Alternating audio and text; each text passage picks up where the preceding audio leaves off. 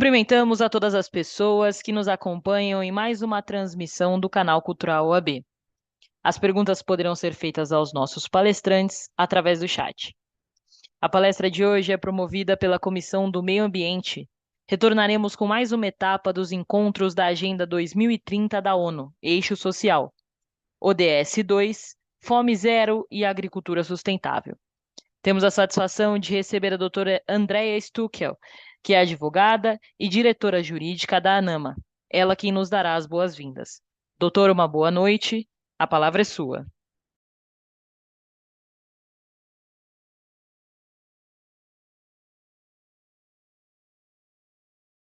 Boa noite a todas e todos. Estamos aqui no nosso nono encontro, nono evento da Agenda 2030, falando hoje sobre fome zero, agricultura sustentável, o objetivo do desenvolvimento número 2 dentro do eixo social e mais uma realização da Comissão de Meio Ambiente da OAB do Estado de São Paulo.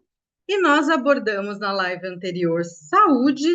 E hoje o foco vai ser, então, agricultura sustentável e fome zero. E que tem por objetivo, pessoal, a segurança, a resiliência alimentar, a produção local, a agricultura sustentável e também a melhoria da nutrição. Estamos conosco na abertura e na mediação Dr. Danilo Oliveira, coordenador do Observatório dos Objetivos do Desenvolvimento Sustentável, doutora Rita Nolasco, diretora da Escola Superior da AGU, da Terceira Região, nosso querido deputado Marcos Abreu, José Abreu, mais conhecido como Marquito, nossa querida colega também de comissão, doutora Silmara Veiga Montemor, ela é mestre e doutora em Direito Ambiental Internacional, depois o Danilo vai ler o currículo de todo mundo, e hoje o diálogo, então, vai ser Fome Zero e Agricultura Sustentável. Sejam muito bem-vindos, nós vamos acompanhar vocês também no chat do YouTube e vamos acompanhar também nos comunicados da comissão. Doutor Danilo, já passo então para o senhor para moderar a nossa live de hoje. Uma boa noite. Boa noite, doutora Andrea. Boa noite a todos, a todas. Sejam muito bem-vindos, sejam muito bem-vindas a esse nono encontro, dentro de um total de 17, nesse projeto encabeçado pela Comissão Permanente de Meio Ambiente. Então, aqui já registro o agradecimento à doutora Rosa Ramos, nossa presidente, que logo, logo também entrará aqui conosco. Agradeço a todo empenho e essa condução perfeita da doutora Andrea Struckel, que cuida com maestria dessa nossa agenda, convidando aqui grandes expoentes, grandes nomes, para que a OAB São Paulo cumpra com esse papel de divulgar, de propagar a Agenda 2030, para que a gente possa falar sobre os ODS, né? Muito importante esse espaço. Então, agradeço a presença de cada um desses nossos ilustres convidados da noite de hoje, de 18 de março, né? E, na sequência, eu já abrirei a palavra à doutora Rita Dias Nolasco, que é procuradora da Fazenda Nacional, que é doutora em Direito pela PUC São Paulo e diretora adjunta da Escola Superior da Advocacia Geral da União. A doutora Rita também é membro da Comissão Permanente de Solução Adequada de Conflitos do CNJ, né? A doutora Rita, que simboliza, como ninguém, essa importante parceria também da AGU com a AB São Paulo, não é? Inclusive, um dos grandes valores da Agenda 2030 é o valor das parcerias. Então, essa parceria entre a OAB São Paulo e a AGU é um bom exemplo, é um grande exemplo da importância dessa rede de atores. E, rapidamente, antes de passar a palavra realmente para a doutora Rita, dizer da relevância desse ODS, do ODS 2, como já colocado pela doutora Andrea, porque ele toca em dois pontos muito relevantes, né? A questão da fome, né? Esse objetivo ousado de reduzir a fome a zero, e a importância da agricultura sustentável, a questão da segurança alimentar e também da alimentação saudável, né? Por que não darmos esse salto, não só o da segurança alimentar, mas também o de uma alimentação saudável na medida do possível. Então, doutora Rita Dias Nolasco, muito obrigado pela presença da senhora, né? Como a doutora Andrea sempre me pede para lembrar, a senhora tem aí 10 minutos para a sua participação. Muito obrigado. Eu que agradeço. Para mim, uma honra essa parceria com esse projeto maravilhoso da OAB São Paulo. Agradeço imensamente a doutora Andréia, a doutora Rosa, você, Danilo, muito obrigada. Uma honra para a AGU. Nós estamos alinhados, né, nesses objetivos do desenvolvimento sustentável, então é uma grande oportunidade poder participar desse projeto de divulgação desses objetivos tão relevantes e que nós temos aí até 2030 para tentar atingir um desafio gigantesco, que é necessário realmente a parceria de todas as instituições públicas, privadas, e é uma grande realização esses eventos, com muito aprendizado, tenho acompanhado alguns, palestras realmente muito boas, e pessoas que estão realizando projetos maravilhosos, né?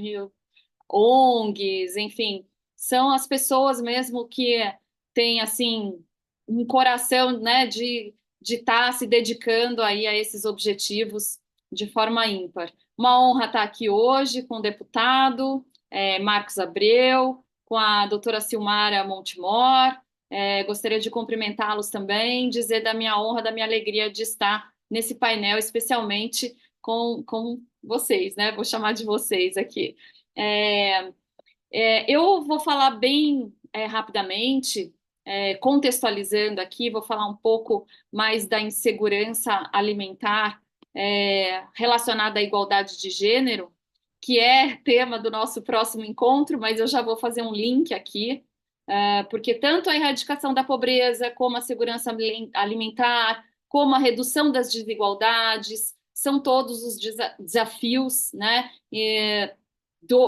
dentre os 17 Objetivos do Desenvolvimento Sustentável pela ONU. Então, a gente vê que muitos dos objetivos eles estão relacionados, né? E essa Agenda 2030 tem justamente o objetivo de sensibilizar e de nortear para a implementação de políticas públicas que possam vir reduzir essas vulnerabilidades, que possam melhorar a realidade social, assegurando uma convivência mais harmônica e sustentável no nosso planeta, como foi dito aqui e bem colocado pelo Dr. Danilo, né? A gente tem que lutar não só pela fome zero, mas também, quem sabe, por uma alimentação mais saudável, mais sustentável. Nós passamos aí por uma calamidade pública que foi uma pandemia, né, nos últimos anos, que impactou diretamente no progresso dessas metas. Então, assim, a Covid-19, ela teve realmente um impacto muito grande na insegurança alimentar, afetando especialmente as pessoas mais vulneráveis, né? E para a ONU, a renda per capita e o acesso a alimentos, né, o que indica a pobreza, né, das pessoas, tem o que deve ser observado, os aspectos mais relevantes é a fome, a discriminação e a exclusão social. Então, são coisas que nós temos que combater junto, né? A fome vem junto com a discriminação, vem junto com a exclusão social, vem junto com a pobreza. A insegurança alimentar, ela se intensifica à medida que aumentam as desigualdades sociais. Então, ela está ligada, sob o ponto de vista econômico, à falta de renda das pessoas. A saída do nosso país do mapa da fome, da Organização das Nações Unidas, ela representou uma grande esperança quanto à erradicação da fome, mas, como eu já disse, durante a pandemia, esse fenômeno da fome voltou a atingir fortemente o Brasil e foi necessária uma ampla atuação governamental para enfrentá-la, e nós continuamos enfrentando isso no âmbito econômico, nesse contexto social. Nós coletamos alguns dados, né?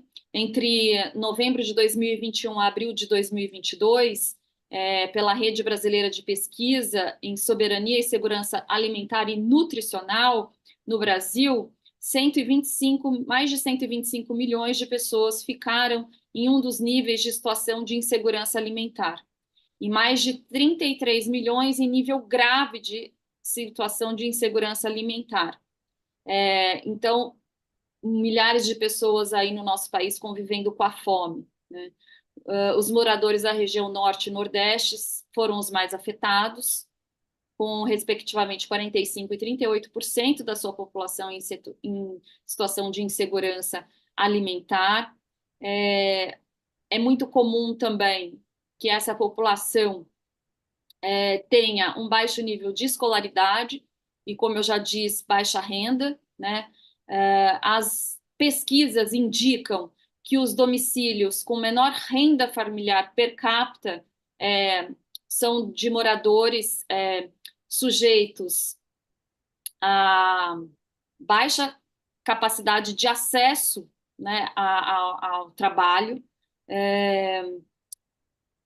A fome ela é instalada em 22% dos lares com chefes de família que tenham 4 anos ou menos de estudo.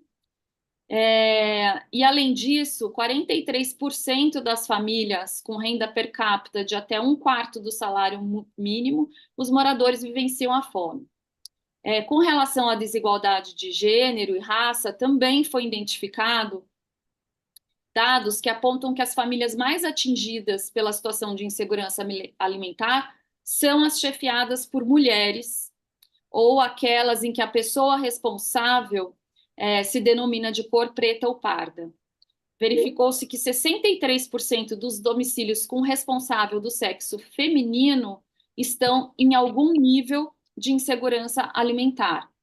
Então, essas pesquisas demonstram, né, o quanto a desigualdade também atinge os níveis de insegurança alimentar, né? Então, chefes de família que são mulheres acabam sendo responsáveis financeiras de seus lares, e a grande maioria se encontra nas faixas mais baixas de renda e, portanto, sofrem mais com a insegurança alimentar. Então, esse é um ponto de atenção, né? Que as mulheres de chefe de família precisam ter uma renda melhor, né? E para que elas possam sair desse cenário, né? De aumentar a segurança alimentar. A FGV ela realizou um mapeamento de dados durante a pandemia, que também verificou-se que as mulheres foram as que ficaram em maior situação de fome durante esse período, né? Então, esses fatores atingem realmente as mulheres em razão, às vezes, da baixa escolaridade, da desigualdade salarial, também em razão das mulheres terem, né, que cuidar dos filhos e de pessoas que elas são responsáveis dentro do lar. E ressaltar que nós precisamos também auxiliar essas mulheres na formação, na qualificação profissional, para que possa igualar essa balança, né, para que elas possam conseguir atingir um nível de renda que possibilite sair desse cenário de insegurança alimentar. E agora, rapidamente, eu vou divulgar um projeto que foi idealizado pelo Ministério da Fazenda, em parceria com a Procuradoria-Geral da Fazenda Nacional, que, diante desses dados apresentados, foi criado o programa Mulher Cidadã, Cidadania Fiscal para as Mulheres. Foi instituído por meio da portaria número 26, de fevereiro de 2023, publicado no Diário Oficial da União, né? com o objetivo principal de ofertar ações de orientação e capacitação financeira para mulheres em situação de vulnerabilidade ou de risco social, auxiliando essas mulheres a conquistarem a sua segurança social, enfim, para que elas possam se tornar capazes, né, de empreender, sair desse risco social, ter autonomia financeira. Então, são medidas para promover a educação fiscal em seus aspectos de socioeconômico, de tributos, de solidariedade contributiva, de promover assim a educação financeira para que essas mulheres possam ter o apoio necessário para sair dessa situação de vulnerabilidade, que elas possam ter interesse e incentivo para empreender. Então, assim, é um projeto grandioso, não vai dar tempo assim da gente falar muito sobre ele, mas ele está sendo desenvolvido em parceria com os núcleos de apoio contábil e fiscal da Receita Federal do Brasil, para ter uma atuação ampliada em todo o território nacional, né? Em parceria com instituições de ensino superior, que podem gerar aí conhecimentos técnicos para essas mulheres, para ter um atendimento aí mais especializado e mais voltado para implementar essa importante política pública de inclusão social e de um desenvolvimento mais sustentável no nosso país. Então, agradecendo aí imensamente a honra de estar participando de mais um evento aqui da UAB São Paulo, junto com a doutora Andréia, com o doutor Danilo, com a doutora Rosa, e devolvo a palavra aí para os mediadores. Muito obrigado, doutora Rita Dias Nolasco. Nós que agradecemos pela participação da doutora. A doutora que colocou aqui um dado muito importante, né? Enquanto a doutora falava, eu pensava aqui em muitas políticas públicas assistenciais, inclusive durante a pandemia e mesmo depois dela, que levam em conta essa característica relevante, né, de que geralmente as famílias mais necessitadas têm na linha de frente, ali como chefe da família, como líder, a mulher. E daí até um tratamento diferenciado nessas políticas públicas, né? É inegável e é preciso que as políticas públicas reconheçam essa vulnerabilidade das mulheres que têm aí que se desdobrar frente a tantos desafios, mas ainda no desafio de chefiar uma família de baixa renda. Então, são vulnerabilidades realmente multiplicadas. Então, obrigado, doutora Rita, por me fazer lembrar disso, essa reflexão importante durante a fala da doutora. Eu quero aqui também agradecer a presença do Arthur Rancati, que é assessor aqui do nosso deputado Marquito, né? Então, muito obrigado pela presença, Arthur, que está aqui nos acompanhando. E eu já passarei na sequência a palavra ao nosso deputado Marco José Abreu, Marquito, que foi eleito deputado estadual por Santa Catarina em 2022, né? O Marquito que foi vereador de Florianópolis durante 6 anos, né? Foi só o mais votado da capital em 2020, né? E por meio de um mandato agroecológico, propôs e aprovou leis inovadoras que se tornaram referência no Brasil e no mundo, como a Lei dos Direitos da Natureza, que foi apresentada durante a Assembleia Geral da ONU em 2022.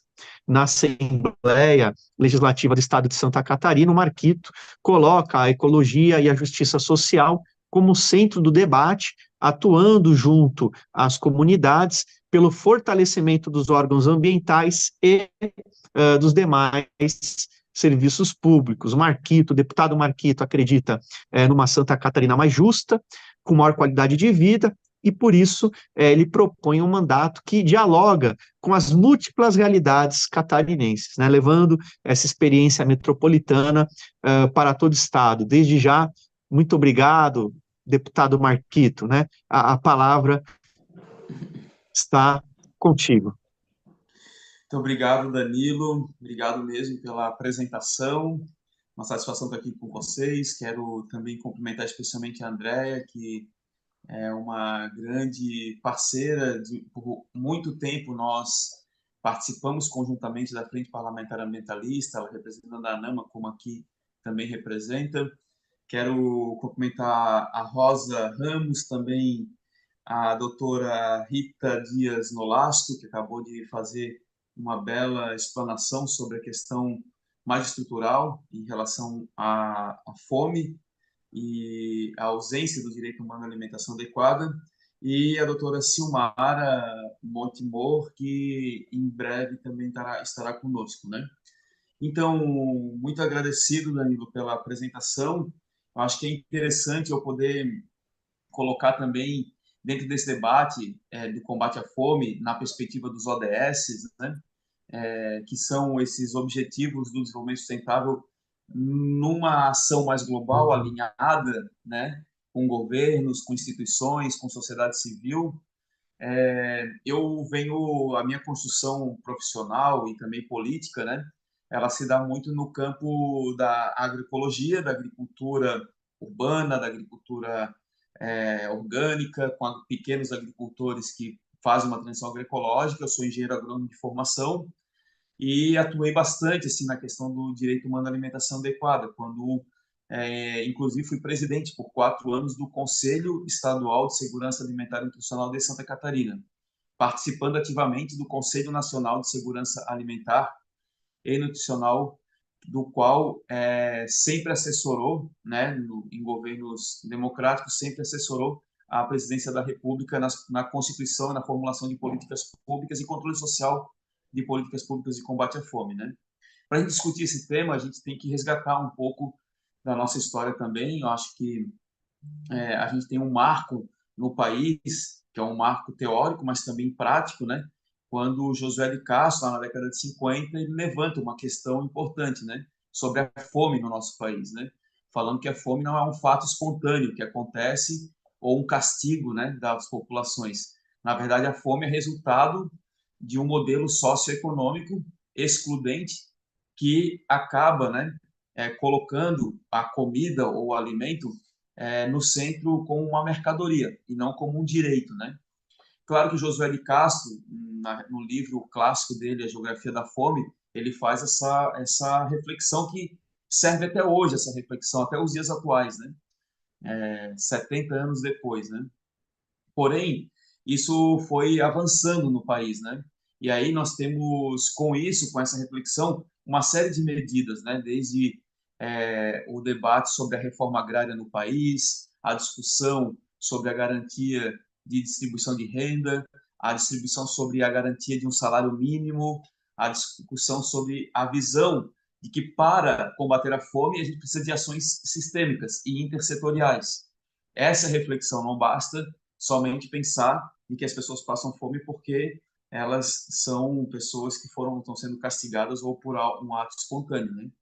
E isso vai avançando até que a gente tem um grande movimento que é a Ação da Cidadania e o Combate à Fome, liderada por Betinho, mas por várias outras lideranças no país, que criam um movimento ali, nesse movimento da Ação da Cidadania e o Combate à Fome, constitui-se o próprio o Conselho de Segurança Alimentar e Nutricional, e que acaba voltando com muita força com a constituição do programa Fome Zero, lá em 2002, 2003, quando essas ações de combate à fome elas acabam sendo estruturadas em uma diversidade de políticas públicas e iniciativas, né, conjuntas entre sociedade civil e governo, que inclusive foram apresentadas aqui, como, por exemplo, olhar para as mulheres e as condições que as mulheres, como lideranças, né, das casas e das famílias, acabam sendo as principais afetadas, né? Como, por exemplo, pensar que a gente precisa ter infraestrutura para prestar, que tem que ter programa de formação de estoque para que os preços sejam equilibrados, né? Pensar que a gente precisa ter uma política de acesso à alimentação adequada, não somente num programa de combate à fome, mas na educação, na saúde, na assistência social, na infraestrutura, na agricultura, né? No acesso à água, por exemplo. Então, essas reflexões elas são importantes, né? E a gente tem um marco no Brasil que é em 2006, se eu não me engano, que o país aprova uma emenda constitucional e coloca na sua Constituição que a alimentação é um direito humano, que é o direito humano à alimentação adequada. Isso é fundamental, porque retira da alimentação esse único lugar que é a mercadoria. O acesso à alimentação somente a partir da aquisição mercadológica, né? E isso é resultado também de que, para combater a fome, é necessário políticas estruturantes. Por exemplo, o programa Bolsa Família é um programa que tem como foco o combate à fome, né? O, o programa Alimentação Adequada na Saúde tem esse objetivo. O programa de alimentação escolar, o PNAE, ele tem o objetivo de garantir o combate à fome. Quantas crianças e jovens e adultos nesse país conseguem se alimentar adequadamente porque acessam uma escola, acessam o ensino, e lá garantem a alimentação escolar adequada? Só que isso é uma construção de muitos anos, para garantir que o governo federal repasse um valor mínimo por refeição e o governo municipal ou estadual eles complementem esse valor mínimo para que uma criança, um adulto ou um jovem tenham uma alimentação adequada numa escola, um prato de comida com salada, com cereais, com carboidrato, com proteína. E não somente isso, porque até poucos anos atrás, poucas décadas atrás, na escola as crianças se alimentavam de suco e bolacha, né? E essa ampliação é, sim, pensando as políticas públicas nesse sentido, né? Também é importante destacar que hoje no planeta nós produzimos comida, alimentos suficientemente para alimentar todas as pessoas de forma adequada. Porém, a distribuição, o acesso, a garantia desse alimento, ela não é constituída pelas diferenças sociais produzidas por uma sociedade mercadológica, né? Então, é importante a gente poder pensar e repensar, porque esse debate vai muito na linha do avanço também da produção agroquímica sintética à base de fertilizantes químicos, né, à base de agrotóxicos e à base de sementes transgênicas, que são argumentações para combate à fome. E mesmo o avanço do uso de adubo químico sintético, o avanço do uso dos agrotóxicos, o avanço de uso de sementes transgênicas, nós não alcançamos a eliminação da fome no planeta. Então, esses argumentos não foram bem sucedidos, muito pelo contrário.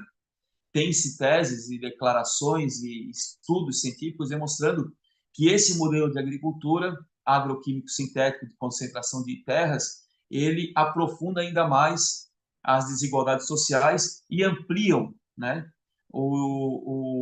a falta de acesso a uma alimentação adequada.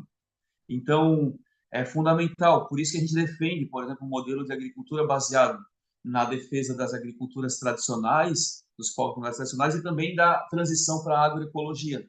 Porque certamente uma família que pratica agroecologia, ela vai ter uma alimentação adequada. Certamente esse alimento agroecológico, chegando numa mesa de uma pessoa, ela vai garantir uma alimentação adequada. Mas não pode virar a agroecologia apenas um diferencial de mercado.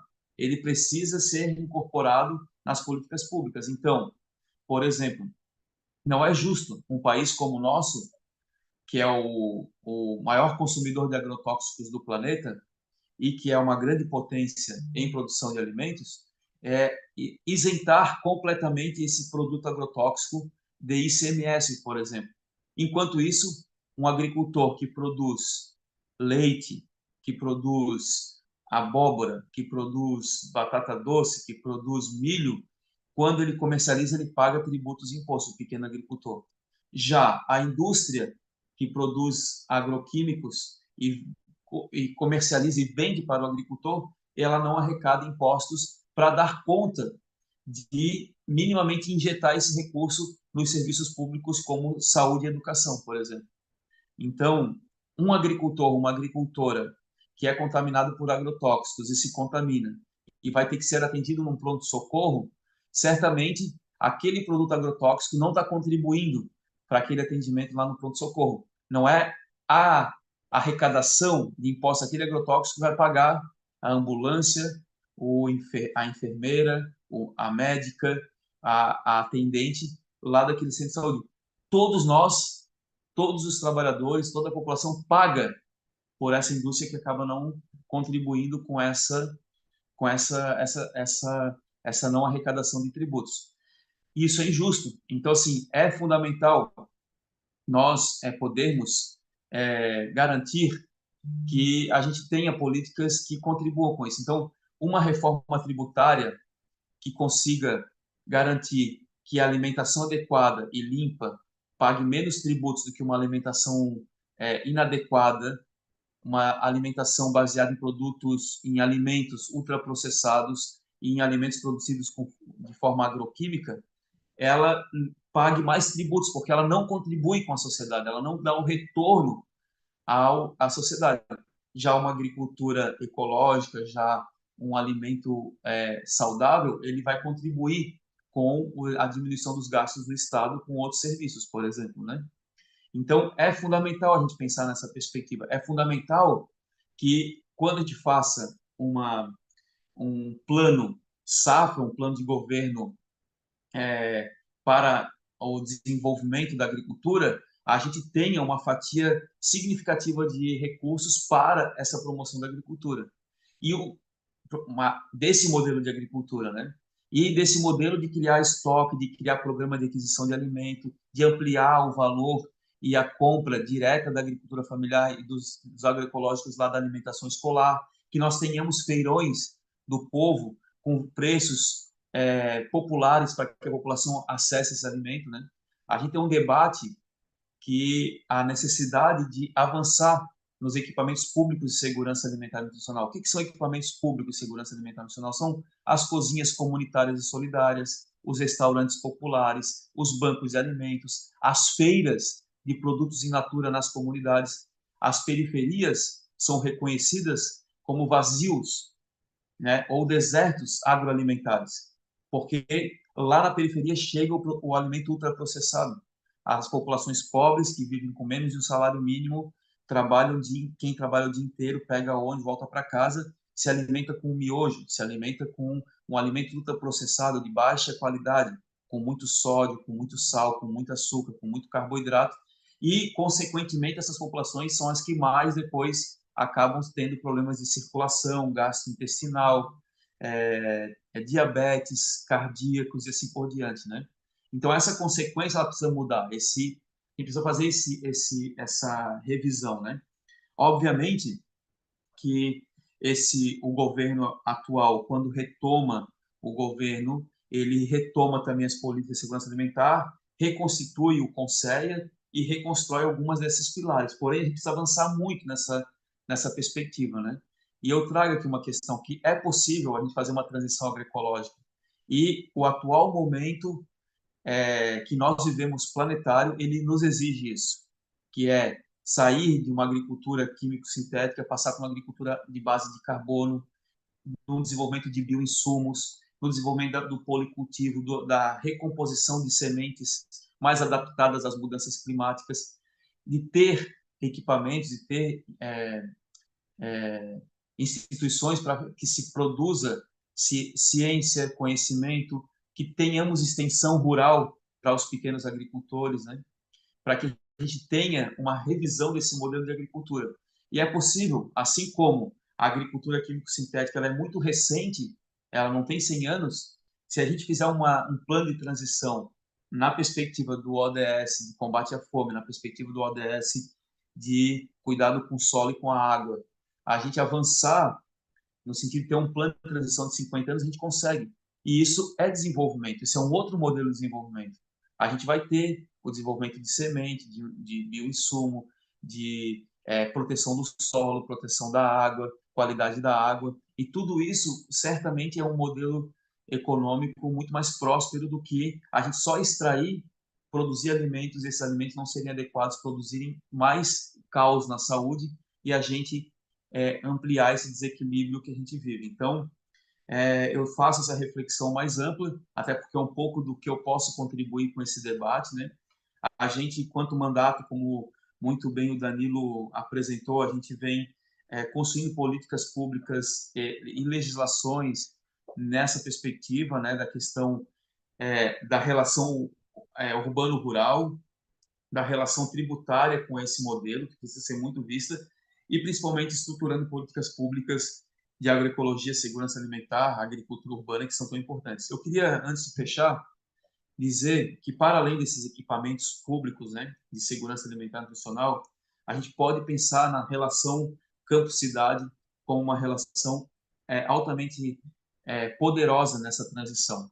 Nós temos aí modelos como, por exemplo, grupos que se organizam, por exemplo, vou dar um exemplo aqui, na OAB, os setores ali podem se organizar e semanalmente receber cestas agroecológicas e orgânicas de agricultores. Um grupo de 50 pessoas se organiza e se compromete a adquirir alimentos semanalmente, né, de 2, 3 famílias agricultoras.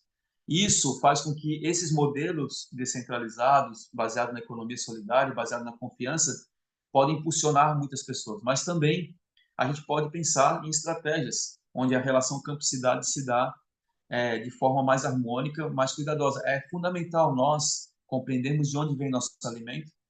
Quando a gente vai pegar um alimento numa prateleira de um supermercado, entender qual que é o caminho que faz esse alimento, qual que é a origem desse alimento, né? E se ele é um alimento mesmo, se ele é só um produto, né? E estreitar, diminuir essas distâncias. Quanto mais a cadeia se encurtar, mais sustentável e mais garantia de segurança alimentar nós vamos ter. Quanto mais a cadeia ficar longa e tu se distanciar de onde foi produzido aquele alimento, certamente mais insustentável e mais produção de insegurança alimentar e nutricional vai estar gerando aquele tipo de produto. Então, a gente tem mecanismos para isso. Incentivar que tenha uma feira de produtos diretamente dos agricultores na sua área. Incentivar o apoio às comunidades tradicionais indígenas, quilombolas, na recuperação das suas tradições agroalimentares e produção de alimentos, né? Incentivar a gente poder ter hortas escolares para que as crianças saibam que uma cenoura dá embaixo da terra, para que as pessoas saibam que uma berinjela nasce pendurada, que elas tenham contato emocional, sentimental, físico com o alimento. Isso recuperar esse sentimento é fundamental. Que a gente possa ter garantias, todos os trabalhadores e trabalhadoras tenham tempo para se reunir em sua família e poder se alimentar juntos, que hoje é cada vez mais distante esse momento. E o momento à mesa é um momento de muita construção de vínculo, de relações e de construção sentimental fundamentais para a gente. Então, essa dimensão do alimento ela precisa ser retomada, para além da dimensão de que alimento não é mercadoria, é um direito, mas também entender que nós todos coevoluímos nesses últimos 10 mil anos que praticamos agricultura, nessa relação com o alimento e com uma relação social também, né? E construção social. Então, queria trazer isso para a gente tirar, né? Tentar dar uma freada nesse processo que a gente está vivendo, mercadológico intenso, de consumo intenso, de alienação sobre esse consumo e recuperar essa dimensão também, que essa dimensão tem muito a ver com a insegurança alimentar e nutricional. E certamente, quem mais perde com esse modelo são os mais pobres, porque são os que menos têm acesso, se não forem políticas públicas, têm menos acesso ainda, e certamente são os que mais se adoecem, que mais têm problemas por conta da não acesso a uma alimentação adequada. Então, é essa reflexão que eu faço e para contribuir, o Arthur Rancati, que está aqui com a gente, ele é o assessor parlamentar da pauta da segurança alimentar, ele vai ficar com a gente, eu vou precisar sair, ele vai ajudar a gente nas reflexões depois. Muito obrigado ao deputado Marquito. Praticamente uma aula sobre a questão do combate à fome, principalmente sobre a agricultura sustentável, né? Eu concordo com o deputado colocou aqui com muita didática, né? Por isso que eu falei realmente uma aula, né, de uma forma muito clara, essa reflexão, esse repensar sobre essa cadeia alimentar numa perspectiva econômica, né? Precisamos repensar desde a produção até o consumo, essa questão da logística, né? E logo no início, deputado Marquito, com todo respeito, você já me ganhou quando falou do Geografia da Fome, né? O livro de Josué Apolônio de Castro, primeira edição foi em 1946, né? o Josué que era médico, professor, nutricionista, político, ativista, né? Me chama muita atenção quando o deputado resgata, né, o Geografia da Fome, porque em 98 o Prêmio Nobel de Economia foi para um indiano que um dos que desenvolveu o IDH, o Índice de Desenvolvimento Humano, e ele ganhou o Prêmio Nobel de Economia exatamente com uma tese sobre combate à fome. Né? O Amartya Sen ficou muito conhecido com o livro Desenvolvimento como Liberdade, mas que a presença dele é muito marcante na Agenda 2030, é muito marcante nos ODS, porque o que ele sustentava, e na verdade o Josué de Castro já sustentava, e aí o deputado me fez esse pensamento, né, que um brasileiro já tinha dito isso antes, né? O prêmio Nobel foi em 98, José já havia falecido em 73, mas a questão importante é que de nada adiantam metas ousadas, 169 metas, 17 objetivos, se a gente não tiver um olhar para o combate à fome, né? E combater a fome não é só alimentar com segurança, alimentar com qualidade, mas é também permitir que as famílias tenham meio de subsistência digno. E nesse sentido, o deputado me fez lembrar disso, né? E já aqui saúdo a doutora Rosa Ramos, a nossa presidente, a presidente da Comissão Permanente de Meio Ambiente, né? Que chega em boa hora. Aliás, doutora Rosa sempre chega em boa hora. Boa noite, doutora Rosa, bem-vinda. Olá, muito boa noite. Agora, oficialmente, aqui na nossa live. Eu estava aqui ouvindo e me ajustando aqui para poder entrar na live. Quando eu vi que o deputado Marquito ia se despedir em seguida, eu corri aqui para ligar, para dar tempo, no mínimo, de fazer um agradecimento especial, né? Eu que entrei aqui nos bastidores antes de iniciar a live, porque eu estava no meio da rodovia Anchieta, deputado. Não sei se o senhor conhece, aqui em São Paulo, é a rodovia que dá acesso à Baixada Santista, ao litoral norte, de onde o Danilo deve estar falando, inclusive, de onde a Silmara também, vez ou outra, transita, porque é lá do Baixo Ribeira, né, Silmara? E eu corri aqui para chegar num local seguro para poder conversar um pouco com o senhor, dizer que a gente está muito satisfeito de recepcioná-lo aqui, colocar a nossa casa também à sua disposição, nossas portas abertas, até para ouvi-lo um pouco mais. Eu tive a oportunidade de conhecer um pouco desse seu projeto, que é, né, no mínimo, sob o aspecto legislativo inovador, né?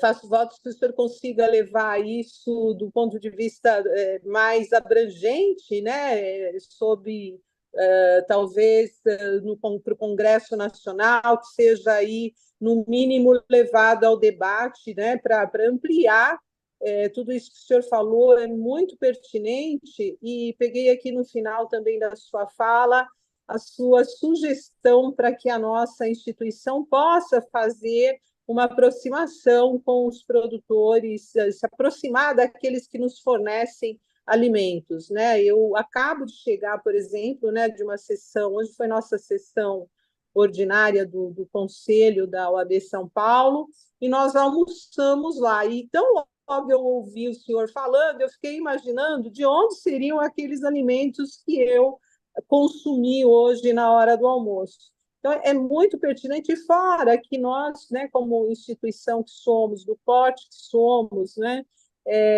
uma entidade que goza aí de uma respeitabilidade, ela fazendo isso, seguramente nós vamos levar esse exemplo adiante, né? Vamos poder fazer com que outras instituições possam também ter o mesmo exemplo. Então, fico muito grata aí pela sua colocação, e quero colocar aqui, já fazendo um cumprimento para os nossos demais participantes aqui da live, a André, a Silmara e o Danilo, que fazem parte da comissão, eles são membros efetivos, né? Cada qual aqui com as suas atribuições, mas pedir a vocês que nos auxiliem nisso, para que a gente faça esse contato interno, né, com a nossa diretoria, saber como é que é feito isso no âmbito da instituição. Certamente o caminho não vai ser difícil, né? Uma vez que estamos dentro da gestão, e a gente pode direcionar isso de uma forma que a gente comece, né? Porque também se a gente não começar, isso nunca vai acontecer. Então, deputado, muito obrigada ao Arthur, acho que o Arthur continua aí com a gente, né? Então, bom retorno aí para os seus afazeres e, mais uma vez, muito obrigada, deputado. Muito bem, prosseguindo então com a nossa live, eu vou chamar a doutora Silmara Veiga Montemor, aproveitando, né, como bem colocado pela doutora Rosa Ramos, a doutora Silmara também é membro, né, da nossa Comissão Permanente de Meio Ambiente, então saúdo aqui no nosso chat diversos membros aqui nos cumprimentando, né, ficam aqui os agradecimentos a esses membros dessa atuante e combativa comissão. A doutora Silmara Veiga Montemor é advogada e doutora em Direito Ambiental Internacional pela Universidade Católica de Santos, com mais de 14 anos de experiência na área jurídica. Ela atualmente é sócia do escritório Veiga Montemor Advogados, atuando nas áreas de compliance, ESG, regularização fundiária, direito público, prestando assessoria jurídica a clientes nacionais e internacionais. Tem uma forte atuação acadêmico-social, é revisora da revista da Faculdade de Direito da PUC São Paulo. Nunca é demais reforçar, membro da nossa comissão, da CPMA, do COMPAS, Congresso Latino-Americano pela Paz, e do E-Justiça Latinoamérica. Também possui diversos trabalhos publicados e palestras ministradas no Brasil e no exterior sobre os temas relacionados ao direito ambiental, jurisdição e competência, e aos fundamentos do direito internacional público e aos direitos humanos. É um grande prazer que eu passo a palavra à colega, a doutora Silmara. Bem-vinda, doutora. Muito obrigada, muito boa noite a todos. Para mim é uma honra fazer parte desse encontro com um tema tão nobre, tão rico e com presenças tão nobres, tão importantes. Isso é algo que muito dignifica a nossa profissão. Promover um debate como esse é extremamente importante. Eu vou procurar ser breve, porque o tempo é um pouco curto, mas eu gostaria de falar como eu comecei a trabalhar com essa temática. No mestrado, eu fui convidada pelo meu orientador, o professor Gilberto Passos de Freitas, a pesquisar sobre agrotóxicos, que era um tema para mim muito desafiador, porque eu jamais tinha lidado com isso, com essa temática. E no final do mestrado, nós publicamos o nosso livro, que é o Regime Jurídico dos Agrotóxicos e o Sistema da Tríplice Responsabilidade, civil, administrativa e penal. E eu gostei tanto dessa temática que eu acabei comprando uma terra aqui em Iguape, a doutora Rosa falou, já estou aqui em Iguape, no Vale do Ribeira, e convidei um jovem sócio de 75 anos, um agrônomo, para fazer uma parceria comigo. Inclusive, o deputado citou o Frei Beto, esse meu sócio foi parceiro do Frei Beto, inclusive foi preso por 6 meses, participante da ação popular, e acreditava nos princípios do Betinho, inclusive de agricultura orgânica, que foi o que nós tentamos implementar, apesar de muitas dificuldades, principalmente relativas ao financiamento da agricultura de baixo carbono. A agricultura sustentável no Brasil, ela ainda passa por muitos desafios, como o deputado mencionou. Ele falou a questão da aquisição de alimentos e da distribuição. Realmente, ele tem razão quando ele fala isso, porque quando se busca um alimento na prateleira do supermercado, ele tem que ter uma cor uniforme, ele tem que ter um tamanho uniforme.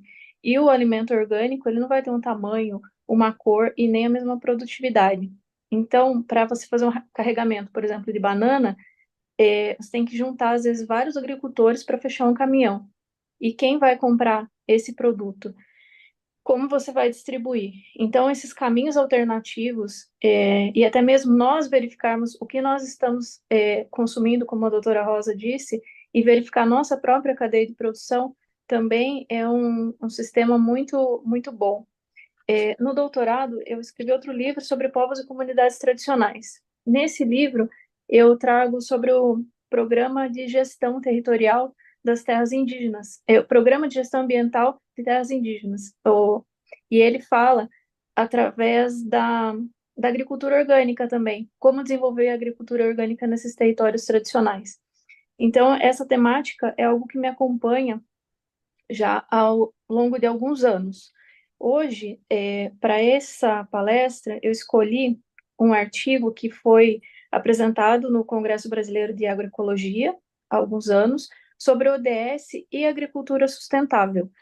Eu vou tentar expor brevemente esse artigo, que foi um artigo publicado nos Anais do Congresso, inclusive aprovado por todos os presentes, inclusive um congresso que também participou o professor Vanderlei Pignatti, um grande especialista em agrotóxicos. Então, como que eu vou tentar estruturar isso de forma bastante breve? Na primeira parte, no desenvolvimento do direito ambiental internacional, que afinal de contas é a minha área, então a gente sempre tenta puxar a sardinha. Em seguida, a governança global e a sua evolução da Conferência da Rio 92, a adoção da Agenda 2030 na Assembleia da ONU em 2015 em Nova York, os ODS. E na terceira parte, falar propriamente do marco legal da agricultura orgânica no Brasil, que é a Lei 10.831 de 2003. E a relação desse tipo de agricultura como importante meio de efetivação dos ODS, e tudo isso pautado na responsabilidade socioambiental. Então, inicialmente, um panorama histórico. Citando Hannah Arendt, ela fala que a igualdade, indignidade e direito dos seres humanos não é um dado, ele é um construído da convivência coletiva que requer o acesso a um espaço público comum. Em resumo, é esse acesso ao espaço público, o direito de pertencer a uma comunidade política que permite a construção de um mundo comum através do processo de asserção dos direitos humanos. E já para Miguel Reale, o direito é cultural, uma junção de fato, valor e norma. A norma jurídica ela não é algo isolado, ela está dentro de um contexto. Então, quando nós falamos de ODS, de agricultura sustentável, de governança global, nós estamos falando no mundo onde nós vivemos. Então, o que acontece? Especialmente após o final da Segunda Guerra Mundial, nós percebemos que haviam direitos que não, eles perspassavam a esfera individual, ou seja, é o nascimento dos direitos transindividuais. Eu vou falar isso de uma forma bem básica, porque nós temos aqui, muitas vezes, acadêmicos do primeiro e segundo ano, ou pessoas que nem são da área jurídica. Então, após a Segunda Guerra Mundial, o nascimento dos direitos transindividuais, muito além daqueles primeiros direitos, as liberdades clássicas do homem, os direitos que são os direitos de primeira dimensão, ou os direitos de segunda dimensão, que são os direitos sociais, como a educação, trabalho e a saúde. Ou seja, não eram suficientes para a tutela de todos os bens. Então, nascem esses direitos transindividuais que ultrapassam a esfera do homem e visam tutelar de forma difusa a proteção da humanidade. E deu impulso a essas discussões a publicação do livro Primavera Silenciosa, no ano de 1962, nos Estados Unidos, pela Rachel Carson. E por que Primavera Silenciosa? Porque ela percebeu o seguinte, que os pássaros não cantavam mais. E por que os pássaros não cantavam? Porque eles estavam comendo os peixes que viviam em rios, lagos poluídos com DDT, que são os chamados organoclorados. Eles se bioacumulam no organismo, e aos peixes ingerirem esses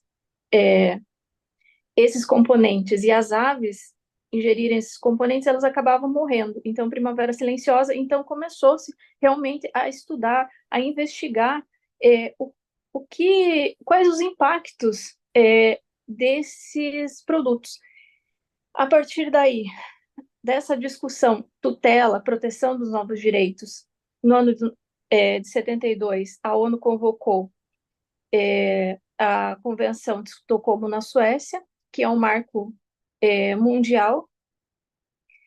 Também podemos citar, em 83, a contratação, o convite da Gro Harlem Brundtland para presidir a Comissão Mundial sobre o Meio Ambiente e Desenvolvimento, que ficou conhecida e produziu o relatório Nosso Futuro Comum, publicado em 1987, onde foi cunhado o conceito de desenvolvimento sustentável, que é aquele que atende às necessidades do presente, sem comprometer a capacidade das gerações futuras de atenderem às suas próprias necessidades. Essas recomendações, elas culminaram numa grande conferência, Conferência das Nações Unidas sobre o Meio Ambiente e Desenvolvimento, a Rio 92, com a participação de 179 países, e colocou o tema meio ambiente diretamente na agenda pública, de uma maneira nunca antes feita. A Cúpula da Terra, como ela ficou conhecida, ela adotou a Agenda 21, que era um diagrama para a proteção do nosso planeta e seu desenvolvimento sustentável, a culminação de 2 décadas de trabalho que se iniciou em Estocolmo 72. A Agenda 21 é um instrumento de planejamento participativo, onde se admite de forma explícita a responsabilidade dos governos em impulsionar programas e projetos ambientais através de políticas que visam a justiça social, a preservação do meio ambiente, com a participação da sociedade de forma horizontal e não baseado em decisões verticalizadas, concretizando o lema da Eco 92, pensar globalmente e agir localmente.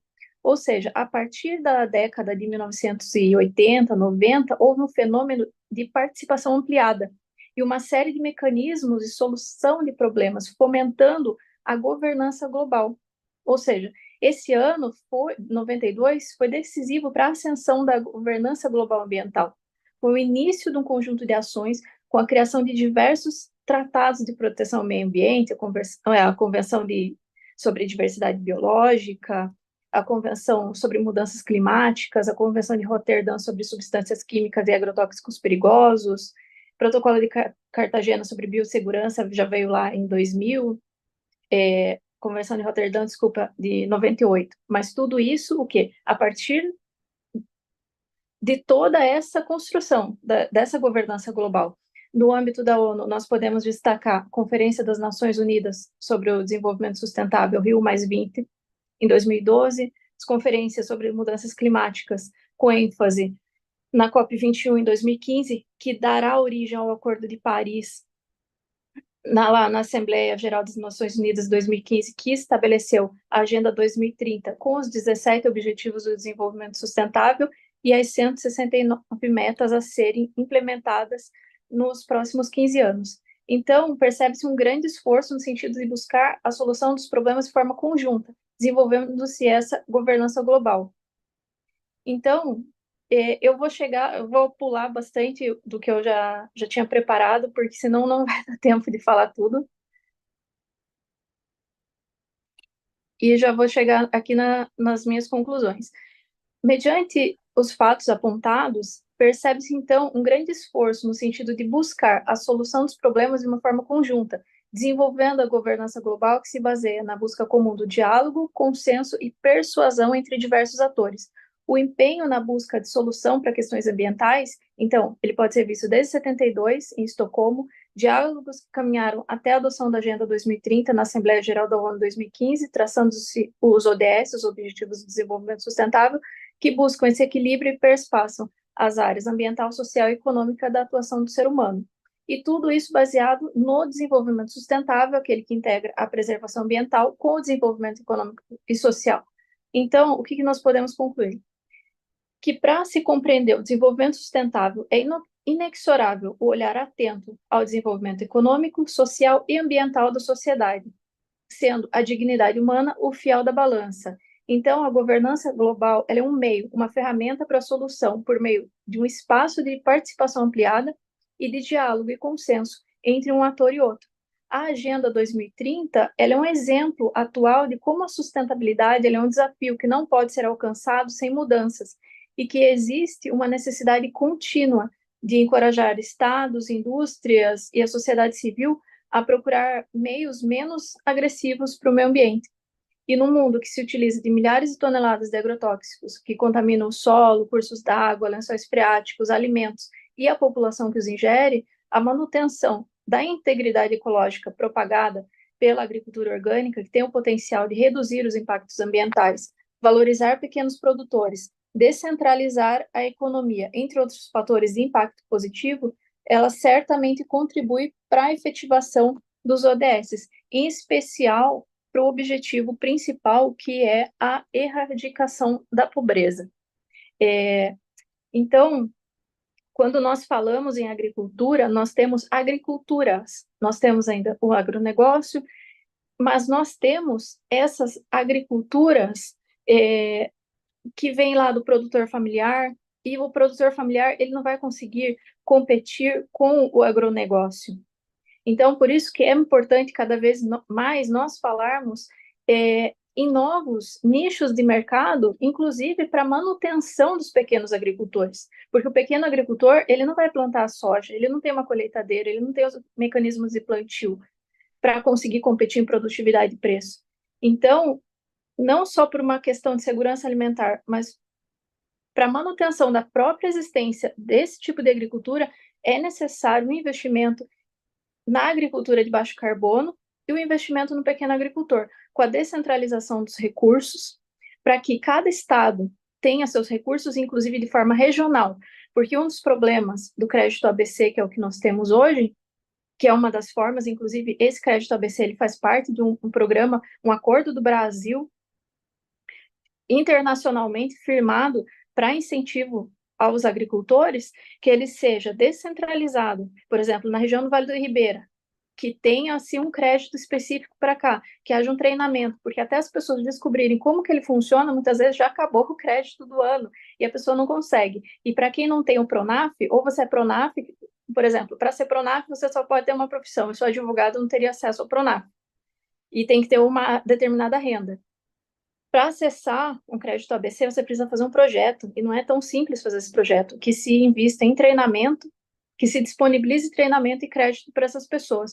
Ou seja, que além da legislação que já existe, que sejam fornecidos instrumentos e meios de efetivação dessa agricultura sustentável cada vez mais. Muito obrigada, me desculpe se eu me alonguei, me desculpe se eu me atrapalhei, eu acho que eu fiquei um pouco nervosa, com muita gente assim, tão importante hoje na live, e eu acabei me atrapalhando aqui também. Muito obrigada.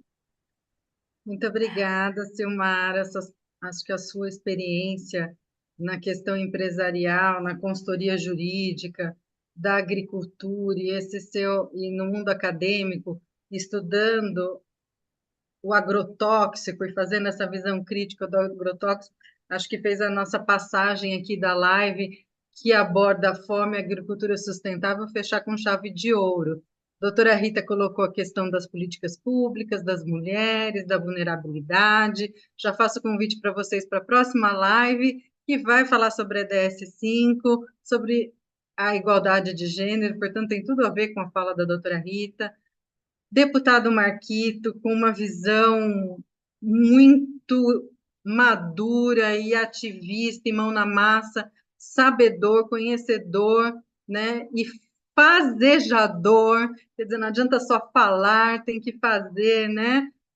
Atuando e incentivando a agricultura sustentável, a agroecologia, e você, Silmara, trazendo essa parte importante da técnica da agenda da sustentabilidade e também fazendo o link com a questão química.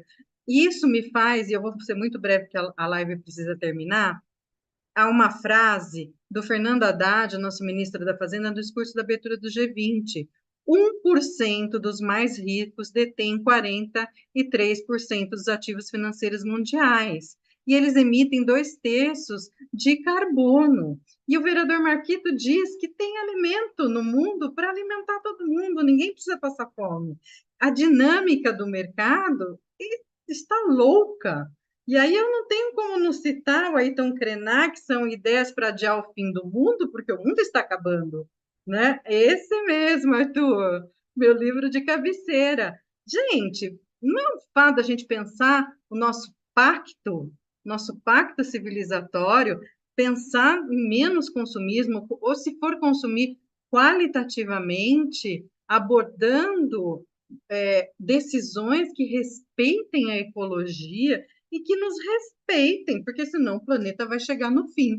Sem muitas delongas, agradeço demais aí a participação de todas e todos e passo para a doutora Rosa aí para o encerramento final. Não vai dar tempo da gente fazer o debate, porque as falas foram muito ricas, né? Meus agradecimentos também a intensa participação no chat, como o doutor Danilo já colocou, agradecendo também todas as intervenções primorosas que o faz. E, doutora Rosa, então, passo para a senhora para fazer o encerramento. Boa noite. Olá, Andréia, obrigada. Obrigada ao Danilo aí por fazer todo esse trabalho, né? Eu acho que faltava aqui eu ressaltar a importância, né, desse trabalho que vocês vêm produzindo. Arthur, a doutora Andréia é a nossa liderança aí para a realização dessas lives, indo buscar os palestrantes, e o doutor Danilo é o nosso coordenador do Observatório de Desenvolvimento das ODS da OAB. Esse observatório foi criado tão logo o início da nossa gestão, em 2022, e o doutor Danilo tem feito esse trabalho aí de observador e agora concluindo com essas lives dos ODS que devem se encerrar aí no meio do ano. E já temos outros projetos, na verdade, prontos, engatilhados, e que certamente vamos dar continuidade aí aos palestrantes. Com certeza o deputado Marquito e você, Arthur, serão convidados aí para outras demandas que a gente já está construindo. Mas esse papel aqui meu do encerramento, na verdade, eu costumo colocar um pouco para os nossos convidados o trabalho da nossa comissão, né? Hoje, por exemplo, e conto aqui em primeira mão para todos que nos assistem, inclusive, nós demos um grande passo para um trabalho muito promissor e, na verdade, novo na OAB São Paulo, que a gente está chamando de projeto ISD Ativa. Nós temos aqui em São Paulo, Arthur, 251 subseções. São Paulo é a maior seccional da advocacia no Brasil, né? Enquanto outras, eu não sei quanto Santa Catarina tem, mas certamente, seguramente posso afirmar que São Paulo, nós temos aqui 360, quase 370 mil advogados ativos, né? Entregamos recentemente a carteira de número 500 mil. São 251 municípios, dos 645 municípios no estado, nós estamos presentes em 251, não presentes, nos demais também estamos presentes, mas onde temos instalações, temos as nossas subseções, temos lá um presidente, né? E os advogados inscritos naquela subseção. Então, é algo, de fato, muito grandioso, e por essa razão é que nós devemos também dar o exemplo, né? Exatamente por isso que a gente deve aí estabelecer várias ações, não só em relação aos ODS, no cumprimento de ações que nós, como instituição, podemos realizar, mas também em relação ao ISG, ou ISD, como queiram chamar, e hoje nós demos um passo bastante grande nesse sentido, lançando esse projeto para as nossas subseções.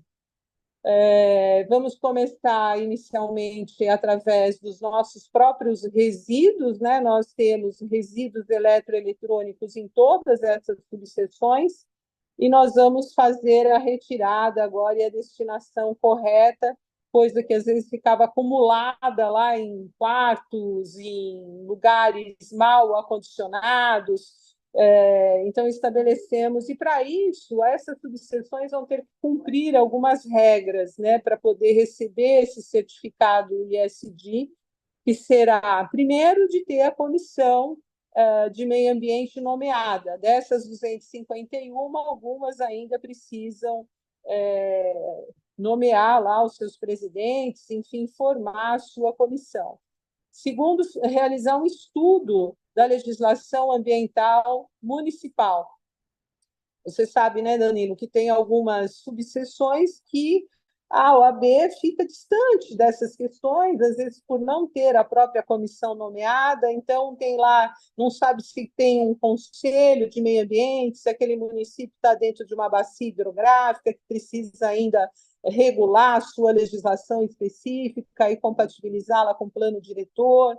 A Andréa, que é a nossa diretora jurídica, né, da Associação Nacional dos Municípios de Meio Ambiente, sabe do que eu estou falando. Infelizmente, algumas, não só a nossa instituição, mas também o próprio poder público está distante de alguns regramentos que, na verdade, deveriam ser o dia a dia, né, do gestor.